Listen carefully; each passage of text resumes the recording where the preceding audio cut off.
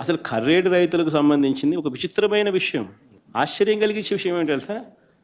ఇండోసాల్ అనే వాళ్లకు చేవూరు రేవూరు అనే గ్రామాల్లోనే గతంలో వాళ్ళ దగ్గర నుంచి 500 కోట్ల రూపాయలు డబ్బులు తీసుకుని ఆ డబ్బుతోనే అక్కడ ఆ ఊర్లలో ల్యాండ్ అక్విజిషన్ పూర్తి చేసి 5,000 ఎకరాల ల్యాండ్ అక్విజిషన్ కంప్లీట్ చేసి వాళ్ళకి ఇచ్చేసినాం, హ్యాండ్ ఓవర్ చేసినాం.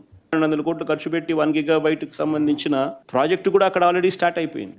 అక్కడ రైతులు సంతోషంగానే ఇచ్చినారు, ల్యాండ్ అక్విజిషన్ పూర్తయిపోయింది, 8,000 ఉద్యోగాలు కూడా ఆ ప్రాంతానికి వస్తూ ఉన్నాయి. వాళ్ళందరూ సంతోషంగా జరిగేదాన్ని అక్కడ నుంచి వాళ్ళను పొగబెట్టి వెళ్ళిపోమన్నట్టుగా వాళ్ళ కోసం సేకరించిన ఆ భూమిని వాళ్ళకి ఇవ్వకుండా అక్కడ వేరే వాళ్ళకి ఆ భూములు అలాట్ చేసి వీళ్ళను కర్రేడు అనే ప్రాంతానికి తీసుకొని పోయి ఎక్కడైతే 2 పంటలు పండే భూములు ఉన్నాయో, ఎక్కడైతే రైతులు వ్యతిరేకిస్తూ ఉన్నారో అక్కడ వీళ్ళకి భూములు ఇవ్వాలని చెప్పి ఇస్తామని చెప్పి అక్కడ వీళ్ళని అక్కడికి పోమని చెప్తా ఉన్నారు.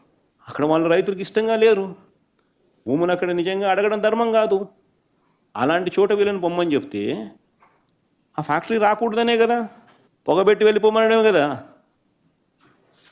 మరి ఇది 42,000 కోట్ల పెట్టుబడులు, 8,000 మందికి ఉద్యోగాలు వచ్చే అవకాశాలు, ఇవన్నీ మీరు ఏం చేస్తూ ఉన్నారు?